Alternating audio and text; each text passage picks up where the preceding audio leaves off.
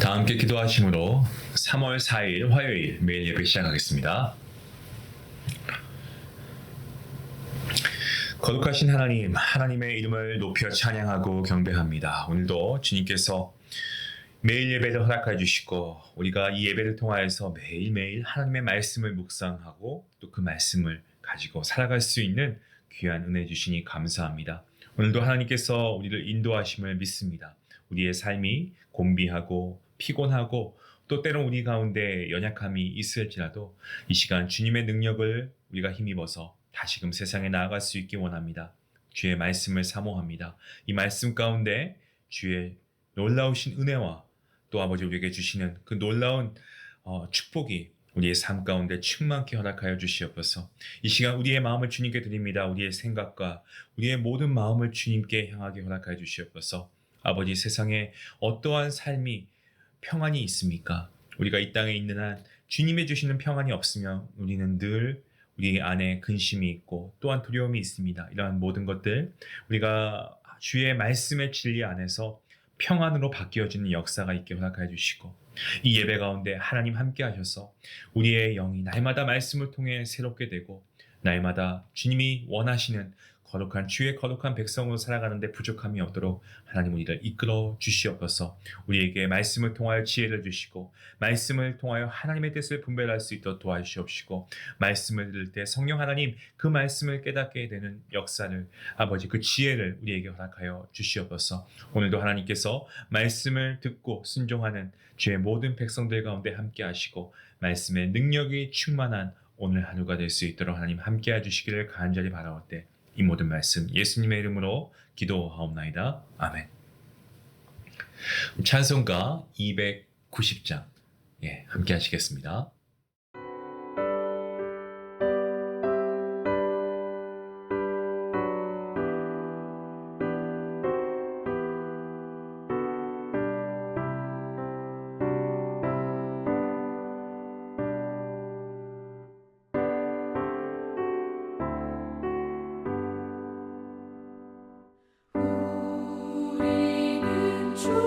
주님을 늘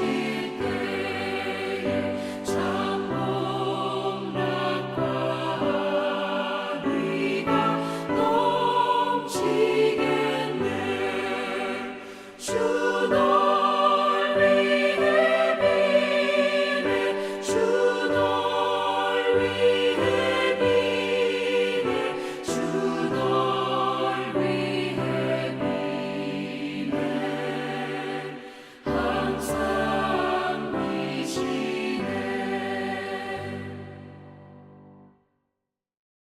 오늘 하나님 주시는 말씀은 요한복음 18장 1절부터 14절까지의 말씀입니다. 우리 함께 말씀을 1절 말씀부터 함께 읽도록 하겠습니다. 예수께서 이 말씀을 하시고 제자들과 함께 기드론 시내 건너편으로 나가시니 그곳에 동산이 있는데 제자들과 함께 들어가시니라.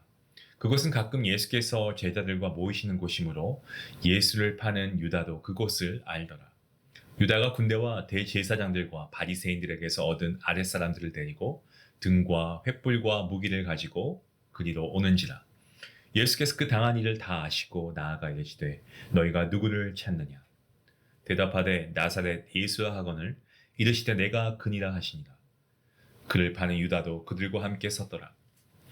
예수께서 그들에게 내가 그니라 하실 때에 그들이 물러가서 땅에 엎드러지는지라. 이에 다시 누구를 찾느냐 고 물으신데 그들이 말하되 나사렛 예수라 하거늘 예수께서 대답하시되 너희에게 내가 그니라 하였으니 나를 찾거든 이 사람들이 가는 것은 용납하라 하시니 이는 아버지께서 내게 주신 자 중에서 하나도 잃지 아니하였사옵나이다 하신 말씀을 응하게 하려 함이로라. 이에 시몬 베드로가 칼을 가졌는데 그것을 빼어 대제사장의 종을 쳐서 오른편 귀를 베어버리니 그 종의 이름은 말고라. 예수께서 베드로더러 이르시되 칼을 칼집에 꽂으라. 아버지께서 주신 잔을 내가 마시지 아니하겠느냐 하시니라. 이에 군대와 천부장과 유대인의 아랫사람들이 예수를 잡아 결박하여 먼저 안나스에게로 끌고 가니 안나스는 그 해의 대제사장인 가야바의 장인이라. 가야바는 유대인들에게 한 사람이 백성을 위하여 죽는 것이 유익하다고 권고하던 자더라. 아멘.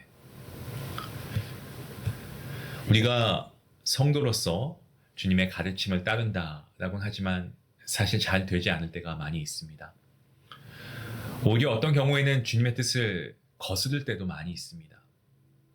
우리가 어떤 일을 할 때, 교회 안에서도 어떤 봉사나 이런 것을 할 때 열심히 가지고 하지만 사람들에게는 칭찬받을 수 있습니다. 그 희생적인 모습을 인정받기도 합니다만은 주님께로부터 인정받지 못할, 또 칭찬받지 못하는 때도 있습니다.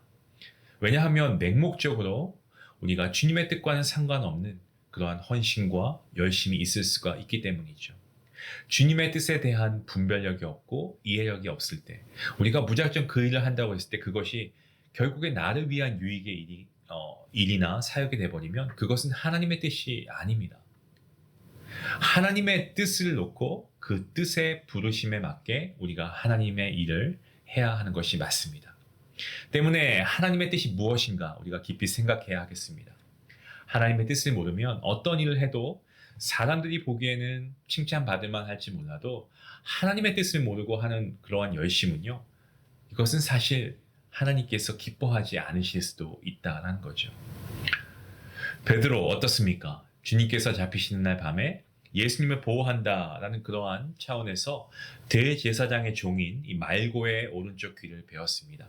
어떻게 보면 스승을 보호하려고 하는 제자의 용감한 행동, 저희도 얼핏 보기에는 칭찬받을 만해 보입니다. 하지만 베드로의 이러한 행동, 하나님의 섭리를 거스르는 행동이었습니다. 그때까지만 해도 베드로는 어떻습니까? 예수님의 가르침을 완전히 이해하지 못했고요. 그러한 상황이 있었습니다. 예수님께서 이 땅에 오신 목적을 깨닫지 못했습니다. 예수님께서는 인간의 죄를 대속하기 위해서 이 땅에 오셨습니다. 때문에 하나님의 때가 되어서 십자가의 죽음을 준비하셔야 했습니다. 하나님께서 정하신 때 인간이 거역할 수 없죠. 예수님께서는 이 땅에서 약 3년이라고 하는 공생의 기간 동안에 12제자를 세우시고 또 병든 자들을 고치시고 하나님의 나라와 복음을 선포하셨습니다. 그리고 하나님 뜻에 대해서도 가르쳤습니다. 하나님께서 계획하신 때가 되어서 예수님은 순환을 당하셔야만 했습니다.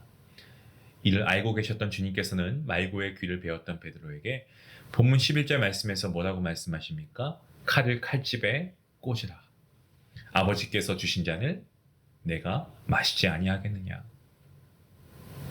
예수님께서는 자신의 몸을 위하여 이 땅에 사역하지 않으셨습니다. 안전한 곳에 피신하려고 하시면 충분히 그리할 수 있었죠. 하지만 그때는 순환을 위해서 성경의 예언대로 군병들에게 붙잡혀야 했습니다. 그래서 아버지께서 주신 잔을 내가 마시지 아니하겠느냐라고 말씀하신 이유가 바로 여기에 있습니다.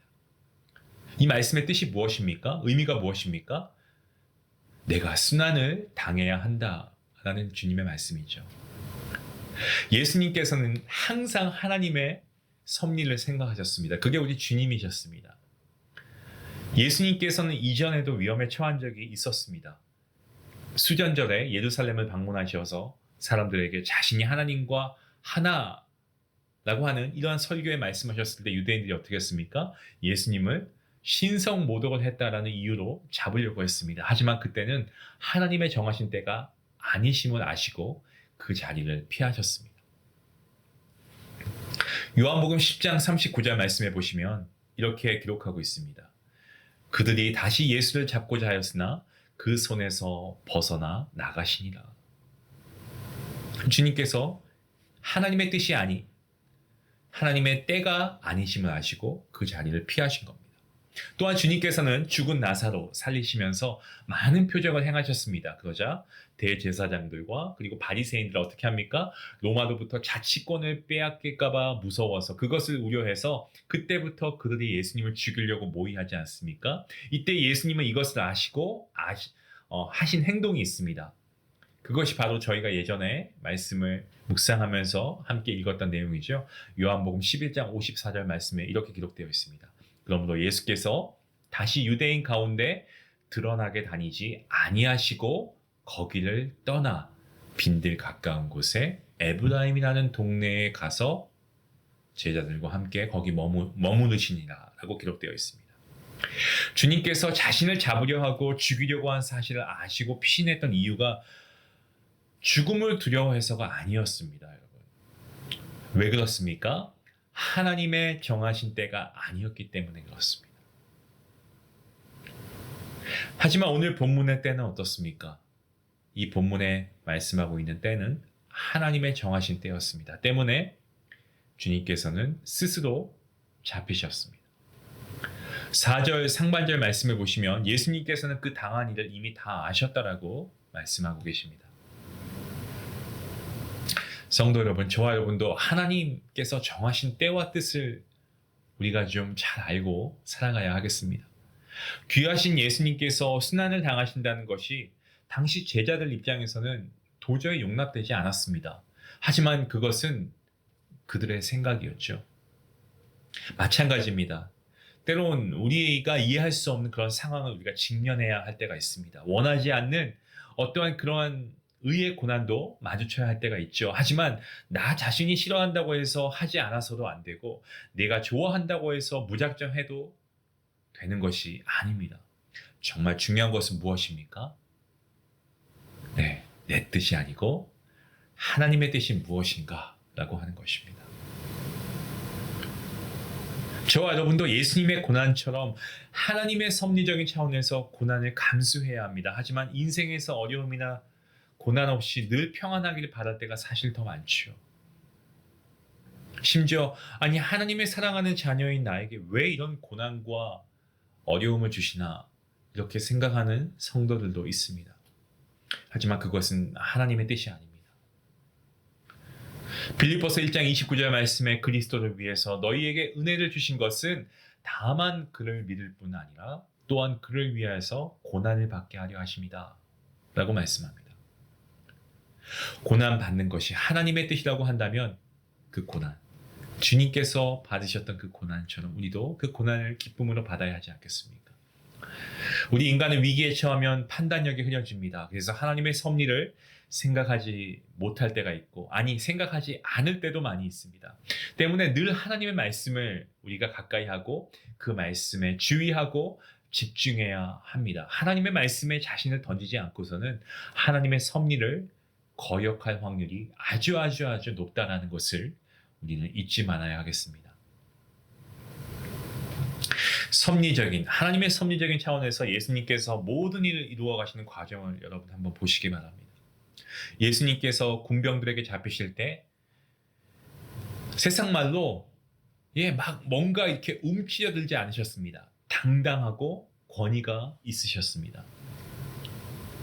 비록 대제사장들과 바리새인들이 보낸 사람들이 군대를 데리고 예수님을 마치 흉악범이나 마치 무슨 반역자, 범죄자 체포하듯 했지만 예수님께서는 그들의 무력 가운데서도 결코 긴장하시지도 않았고요. 위축되지 않으셨습니다. 여러분 4절 후반절 말씀을 보시기 바랍니다.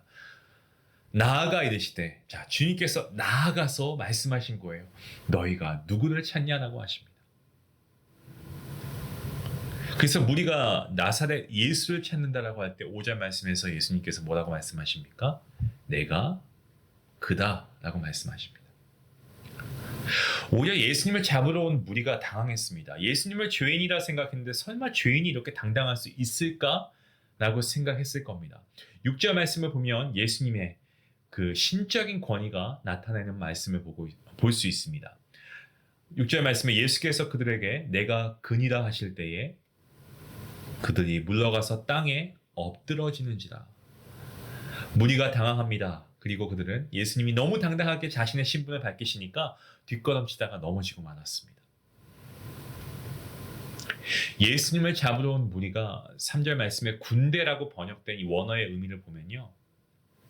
단순히 한두 명이 온 게 아니고 수백 명이 왔다라고 우리가 추론할 수가 있습니다. 이 군대는 오늘날로 치면은 중대급입니다. 당시 로마 군대 편성법을 보면 600명으로 구성된 부대 혹은 200명의 보병 중대라고 합니다. 그러니까 뭡니까? 예수님 한 사람을 잡으러 정말 많은 군인이 동원되었다는 이 사실을 우리가 알 수 있죠.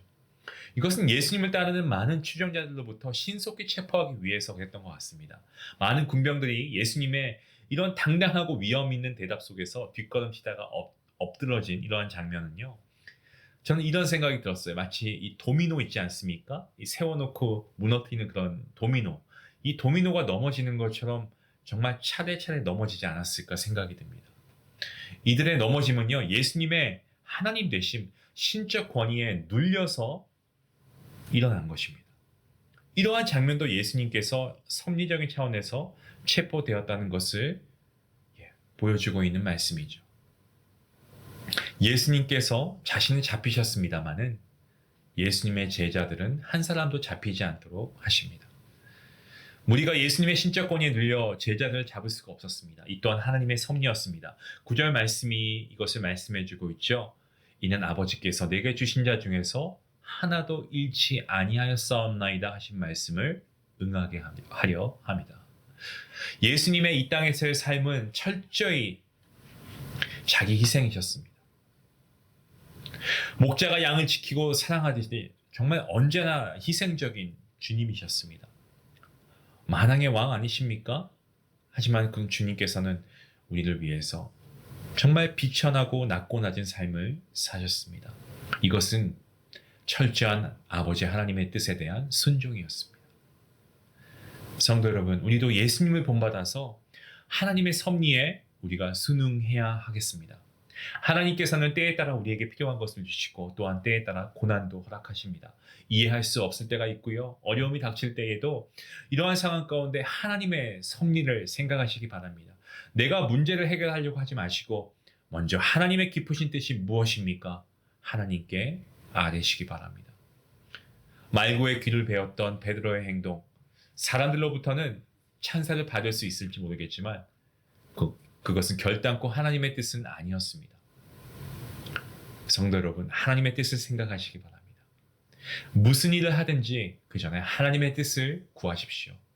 하나님의 뜻을 분별하고 하나님의 뜻을 분명히 알아서 하나님 나라와 의를 위해서, 교회를 위해서 힘쓸 수 있는 귀한 성도님들 될 수 있기를 간절히 기도합니다. 기도하시겠습니다. 하나님 아버지 은혜와 사랑에 감사합니다. 주님께서 친히 순환을 위해서 군병들에게 붙잡히셨지만 주님의 제자들은 한 사람도 잃지 않게 하셨음을 우리가 보게 됩니다. 주님, 저희는 고난을 회피하려고 하고 정말 우리의 삶 가운데 평안하고 정말 우리가 우리의 실리를 위해서 우리의 편안함을 위해서 이러한 삶을 추구하며 살아왔지만 하나님, 그와 동시에 하나님의 뜻을 우리가 저버릴 때가 얼마나 많이 있었습니까? 주님, 용서하여 주시옵소서. 매일 매 순간 나 자신의 생각에 어떤 다른 저희들의 이성적인 판단을 하기 이전에 하나님의 섭리와 하나님의 뜻을 먼저 구하는 그러한 기도가 우리 입술을 통해 하나님께 올려지게 허락하여 주시옵소서. 오늘부터는 하나님의 섭리를 우리가 늘 간구하며 하나님의 뜻을 위해서 우리가 먼저 기도하며 우리의 삶을 살아갈 수 있도록 성령 하나님, 우리의 발걸음과 우리의 믿음을 인도하여 주시옵소서. 감사하며 예수님의 이름으로 기도하옵나이다. 아멘. 이해할 수 없는 어려움이 있습니다. 그런 가운데서도 여러분 스스로가 내가 이 문제를 해결해야 되겠다라고 하신 적은 없으신가요? 어려움 가운데서도 여러분 하나님의 섭리가 있다는 사실, 오늘 말씀을 통해 우리가 깨닫게 됩니다. 이 사실을 믿으시고 오늘부터 이런 하나님의 섭리와 하나님의 뜻을 구하는 저와 여러분이 될 수 있기 원합니다. 우리 같이 함께 기도하시겠습니다.